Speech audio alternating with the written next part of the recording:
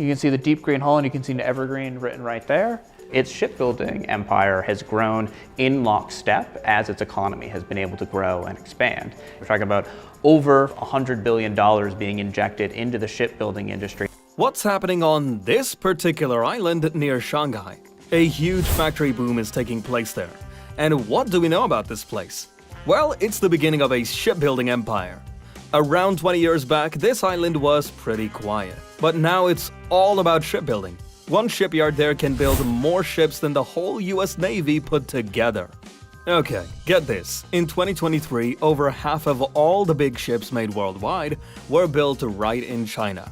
The US only did less than 1% of that. How did China become the go-to place for shipbuilding?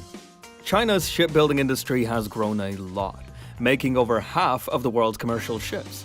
On the other hand, the US naval shipbuilding industry has shrunk, making less than 1% of the world's ships. This is important because having a strong fleet is crucial for national security and economic power. Matthew Funaioli, a maritime researcher in Washington, D.C., points out the strategic importance of China's shipbuilding. Their shipyards are big, work well, and save money by making lots of ships efficiently. In San Diego's NASCO shipyard, there are thousands of workers showing up every day to build ships. The Navy's got a huge budget for ships, the biggest in years. $32 billion just in 2023. But the twist is, even with all that cash, America's shipbuilding scene isn't what it used to be. It's kind of fading away. So while America's shipbuilding scene is kind of shrinking, China is booming big time. China can build over 200 times more ships than the US. Matthew Funaioli, who's like a big brain at the Center for Strategic and International Studies in Washington, D.C., looks into how China's making all this happen. And you can even spot the big green hulls with evergreen written on them. China's shipbuilding business has been growing a lot because its economy is getting bigger. They've put over $100 billion into making ships. And because of all that money, China now has the most ships in its navy than any other country in the world. In 2023, the US Department of Defense said China had around 370 warships, which is 78 more than the US. By 2030, China plans to have 435 ships, while the US might keep the same number or even have fewer. Even though we have fewer ships, ours are bigger. Plus, our ships can carry and launch more missiles, so we have more firepower. The US has more aircraft carriers that are ready to go, 11 of them, while China only has 2. Having more carriers helps the US Navy to show its strength in different places and launch attacks far away. But China is getting closer. New pictures from satellites looked at by CSIS show that China is making big progress on its 3rd aircraft carrier and other important ships. Matthew says China probably won't have as many aircraft carriers as the US because it doesn't have the same worldwide presence or ambition. But China is working hard to reduce the technological advantage that the US has. And all of this shipbuilding is happening because China has really huge shipyards, like the one on Changxing Island.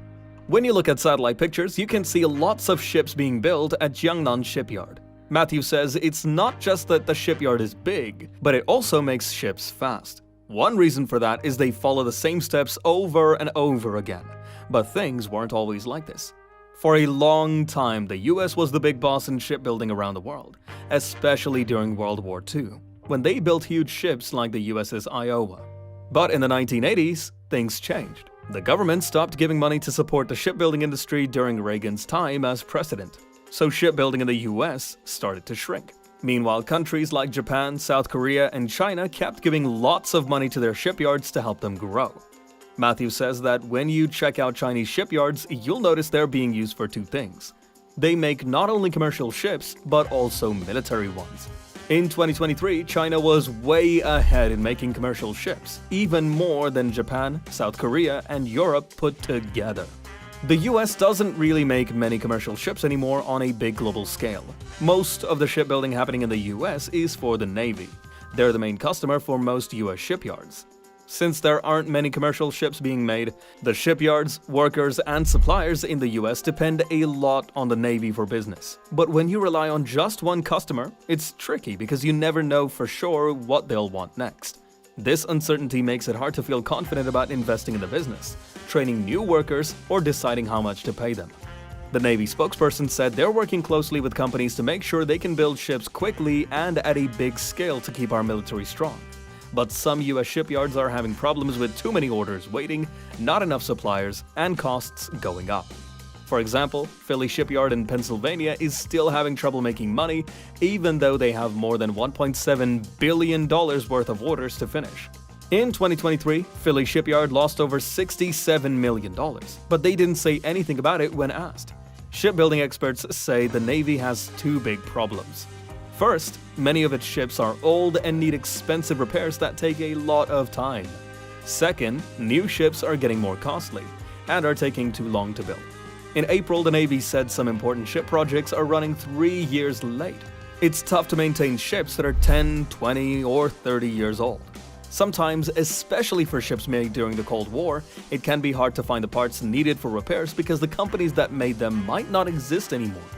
Meanwhile, in China, they're getting billion-dollar deals to build not only warships but also cargo ships like container ships, oil tankers, and bulk carriers for companies from other countries. And one Chinese company, CSSC, which is owned by the government, is actually one of the biggest in the world when it comes to making commercial ships.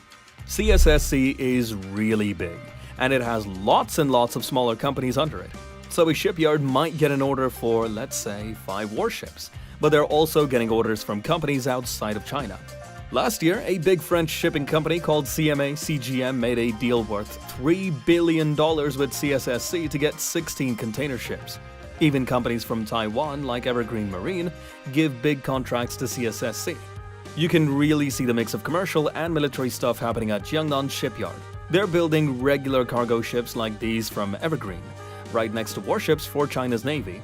This combining of resources is really important for China to make big ships quickly.